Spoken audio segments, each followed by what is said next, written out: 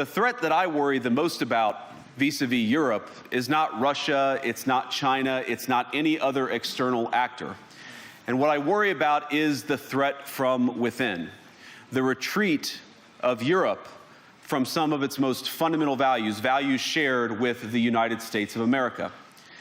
Now, I was struck that a former European commissioner went on television recently and sounded delighted that the Romanian government had just annulled an entire election. He warned that if things don't go to plan, the very same thing could happen in Germany, too. Now, these cavalier statements are shocking to American ears. For years, we've been told that everything we fund and support is in the name of our shared democratic values. Everything from our Ukraine policy to digital censorship is billed as a defense of democracy. All right, strap in, folks, because this deep dive, this one's a little spicy. We're tackling this question. You ready? Is the European Union's, the EU's, biggest threat? Ooh, dramatic pause. The EU itself, we're going through some remarks here, J.D. Vance, and you might find this interesting because at the time, he was a U.S. senator speaking at, get this, a European Security Conference. You know, you'd think he'd be all about, I don't know, Russia or China. Yeah. But he kind of goes in a totally different direction with this. He goes somewhere else. Fascinating angle, isn't it? Vance's argument, the gist, those external pressures, sure, they're there, but the EU, they might be sleepwalking, you know, into a different kind of danger. Okay, so not like tanks and missiles, but something, I don't know, more on the radar. Exactly. Threats to freedom, innovation, and get this, from within. So not their enemies, but themselves. Kind of a cure is worse than the diseases situation. Give me an example, because this is where it gets interesting. Okay. So he uses artificial intelligence, AI, as a case study. His worry, all the EU regulations around AI, they could actually like stifle, you know, a whole industry that's just getting going. And he drops this statistic. Get ready. By 2028, over half of the projected, wait for it, 700 billion, that's billion with a wee dollars, investment in AI, likely going to the US. Why?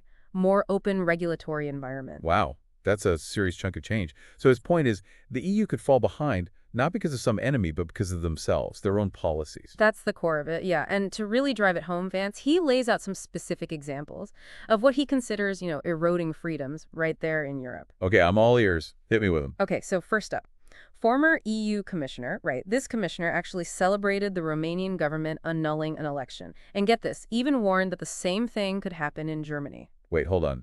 A government just wipes out an election. That sounds, I don't know, pretty serious. I'm guessing Vance wasn't exactly thrilled about that.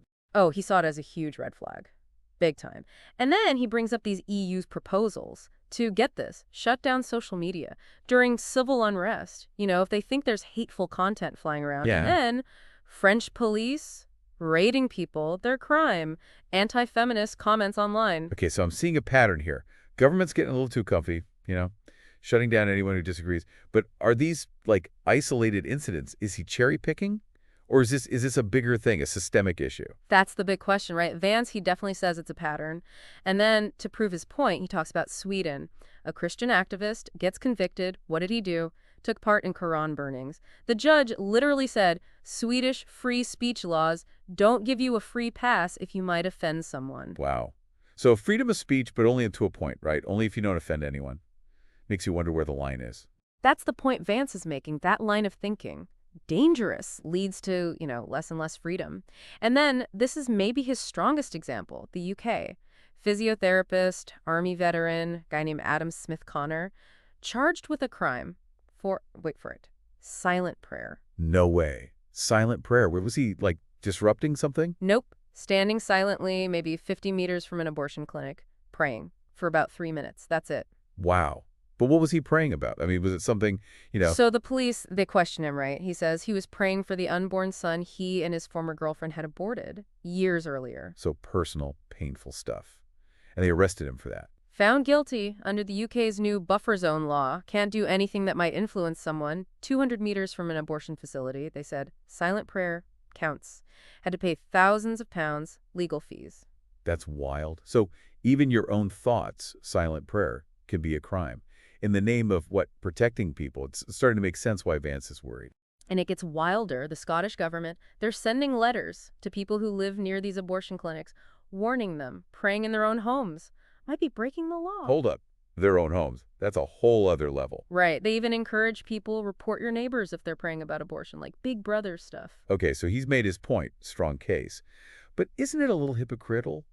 A U.S. senator criticizing Europe's censorship?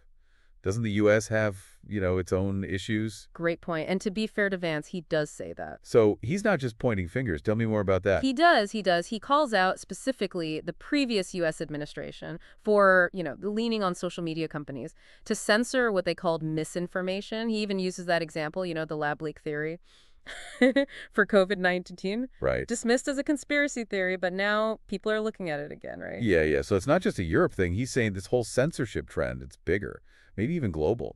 That's the implication, yeah. And to really, hit it home, he makes this comparison to the Soviet Union during the Cold War. Whoa, hold on. Is he saying Europe is turning into, the Soviet Union? Not quite. But he's making a parallel, his argument stifling dissent. Whether it's outright censorship or other ways of doing it, ultimately, it hinders progress. Remember that quote, the Swedish judge, about free speech not meaning you can say anything? Yeah, the don't offend anyone thing. It really made me think about where that line is, That's the problem, right? That kind of thinking. Slippery slope, according to Vance. Real progress comes from open debate, from letting people challenge things even if it's unpopular or offends some people. Makes sense, but if you take that too far, doesn't it open the door to, really harmful stuff? Hate speech, inciting violence. How do you balance free speech with protecting people from harm? Age-old dilemma, right? No easy answer. Vance doesn't really give a solution, but he's pushing us to at least face the question. He's saying, if we're too quick to silence people, even for safety or tolerance, we risk undermining a free society, the whole foundation. It's a lot to think about. So what does Vance want people to do with all this? He ends with this, bold offer. He says the U.S. is willing to defend free speech in Europe, even if they disagree with what's being said. Wait, seriously. The U.S., the free speech police for the whole world? It's a nice idea, but isn't that, unrealistic? And maybe meddling in other countries' business? It's definitely controversial, raises big questions. About the U.S.'s role globally, right? Is it their job to champion free speech everywhere? And how would that even work? Are other countries to change laws, provide platforms for dissenters? It's not clear. Feels like he's oversimplifying. The U.S. has its own struggles with free speech versus safety. But I see what he's doing, trying to emphasize how important this is. Exactly. To be fair, he's not saying the U.S. has all the answers. He's highlighting what he sees as dangerous and calling for a stronger defense of free speech in Europe and at home. Okay, so we've talked about the downsides of censorship. But let's flip it. Any counter-arguments to what Vance is saying? Is it possible he's overblowing this? Or overlooking the harm that can come from, totally unrestricted free speech? That's a good point, and it's worth exploring. Some people might say Vance focuses too much on individual freedom and doesn't think enough about the harm from hate speech, misinformation, all that. They might say some rules are necessary to protect vulnerable groups, keep society together, prevent dangerous ideas from spreading. That's a valid point. How do you reconcile those two views? Where is the line between protecting free speech and protecting people from harm? Million-dollar question, right? Societies all over are wrestling with this. There's no simple answer. And that line is often blurry. But Vance's argument, it makes us at least think about that tension. Be careful about the results of censorship, even when it's done for the right reasons. So it's not black and white. It's about finding that balance, protecting individual freedoms, but also the well-being of society as a whole. Exactly. And that takes dialogue, critical thinking, willingness to engage, even with views that make us uncomfortable. This reminds me of something Vance mentioned earlier about AI, artificial intelligence, being used for, censorship, thought control. Kind of creepy when you think about it. It is. Takes the whole debate to a new level. We already see how algorithms, social media shape opinions, manipulate behavior. Imagine that, but more advanced, more powerful, driven by AI. Yeah, dystopian sci-fi stuff. But it also feels possible, right?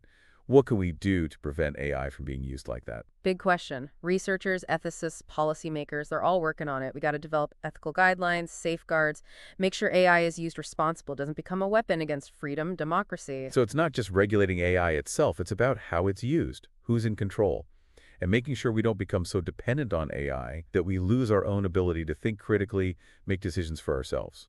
Absolutely. This brings us back to Vance's main point. We need to defend our freedoms. Online, offline, can't take them for granted. Be active in shaping the future, not just passive consumers of info and tech. So this isn't just about Europe, right? It's all of us, everywhere, recognizing the threats to freedom, democracy, wherever they come from, and standing up for those values. Exactly, and that's on each of us. Before we wrap up, I keep thinking about that story. The guy arrested for praying, silently, near the clinic. It shows how fast something harmless can become a crime, when the idea of harms gets broader, you know? Powerful example speaks to that worry about religious freedom being eroded. Is this a sign of things to come, a world where even private prayer is controlled by the state?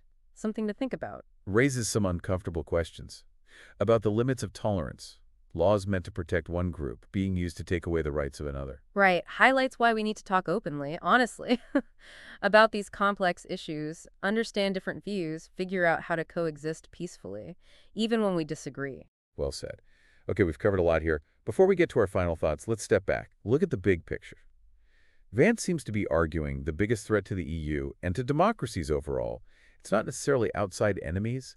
It's a kind of internal rot, a gradual erosion of freedom, individual liberty, happening so slowly we don't notice until it's too late. You've nailed it. It's a call to action. And be vigilant. He's urging us to see those subtle ways our freedoms are chipped away, be skeptical of attempts to limit expression, and actively defend the values that make a free and open society. The price of freedom is eternal vigilance. You got it. And that vigilance takes effort, critical thinking, speaking up even when it's unpopular. So what does all this mean for you listening? What are the key takeaways from J.D. Vance's warning? First thing, freedom is fragile. Can't take it for granted. It needs constant care, protection. And that protection means standing up for the rights of people, even if you disagree with them. Exactly. Defending free speech means defending someone's right to say things you find offensive, maybe even disgusting. Not always easy, but it's crucial for a healthy democracy. You're right. And don't forget, censorship, even with good intentions, can backfire. Creates a chilling effect, stifles dissent, and in the end, it weakens the very values it's supposed to protect. Right. So we got to be cautious. Anytime someone wants to limit expression, even for safety or tolerance. Okay, so we've talked about vigilance, defending free speech, being wary of censorship.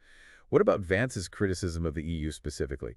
Is he being fair, exaggerating, or is there something to his worries about censorship, overregulation, all that? Each listener has to decide for themselves. But he raises some good points. The EU's way of regulating, especially tech and online speech, it's definitely stricter than the US. And those cases he talked about, they suggest a willingness to limit speech, even when it's not a clear danger to public safety. True. But also, the EU has a different history, culture than the US, different challenges, like the rise of far-right extremism, online hate. So it makes sense their approach might be different. Exactly. But Vance's point is, even with those differences, don't let things swing too far towards censorship. Find that balance, protect individual freedom, but also address real concerns about harm. And that balance, it'll probably look different in different parts of the world. No one solution fits everyone. For sure. Key is open discussion, hear different sides, and be willing to change our approach as new problems come up. Okay, we've covered a lot. Censorship, free speech, the U.S.'s role globally, AI dangers, the economic effects of regulations. It's a lot. It is, but remember, these issues are all connected. Part of a bigger discussion. What kind of world do we want? What values matter most? So what now? What are you supposed to do with all this? Simple. Engage. Get informed. Think for yourself. Don't just take what you hear from politicians, experts, or podcast hosts. Yeah. Right. Research. Question everything. Make up your own mind. Most importantly, speak up. Share your thoughts. Have respectful discussions.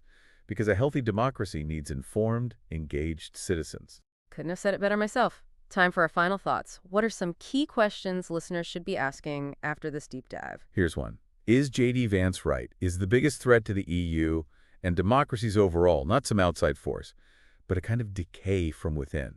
A slow loss of freedom, individual liberty? Big question. No easy answer. Worth thinking about, though, because if he's right, the fight for freedom isn't just about fighting enemies. It's about protecting our values, our institutions, from ourselves. And that takes constant watchfulness, active involvement from all of us. Absolutely. So we're wrapping up, and I keep thinking if something like silent prayer, right, could be a crime, what's next? Where does it end? That's the chilling effect, Vance's point. Once you start limiting what people can say, even if it seems like a good reason, it's hard to stop. Who decides what's harmful? Where's the line? Like road to hell, paved with good intentions, right? I think that's what he's worried about, EU heading down that path. I think so, yeah. He sees these examples not isolated, but as part of a bigger trend, prioritizing like security, control, over individual freedom, open debate. And he's worried, not just for Europe, but for everyone. Makes you think about all the freedoms we take for granted. Saying what you think, even if it's not popular. Practicing your religion, no problem. Questioning authority. Exactly, the foundation of a democratic society, right? Vance is saying we got to defend those freedoms constantly because the threats are always there, not just for outside enemies, but from forces within that might want to restrict those freedoms in the name of safety, order, or whatever. So big picture, what happens if this censorship keeps spreading? For Europe? The world? Vance says stifling dissent, it blocks progress. Societies that encourage debate, open exchange of ideas, those are the ones that thrive. If Europe keeps going this way, more rules, what he sees as censorship, he thinks they'll fall behind, especially in areas like AI, become more vulnerable. So it's not just about individual freedom, it's about democracy itself. Staying healthy, strong. That's it, he's saying. Free expression. It's like the lifeblood of a democracy. Testing ideas, challenging what we think, holding those in power accountable. Without it, things get stagnant, no innovation, and that's when tyranny can take hold. Makes you think, is the EU on the wrong path, like Vance says? Or is he missing something? That's for each listener to decide. No easy answer. Valid points on both sides. But by talking about this, Vance makes us face some tough realities about freedom, democracy, not just in Europe, but globally. And maybe even more importantly, he makes us think about our own role in defending these values. Absolutely. It's easy to get comfortable, think freedom is a given, but it's not. It takes work. Vance reminds us of that. So is Vance right? Is the EU its own worst enemy? Are those freedoms we cherish really under threat? We want to hear what you think. This is a conversation that needs to happen, and every voice matters. Thanks for joining us on this deep dive, and until next time, keep questioning, keep thinking, and keep the conversation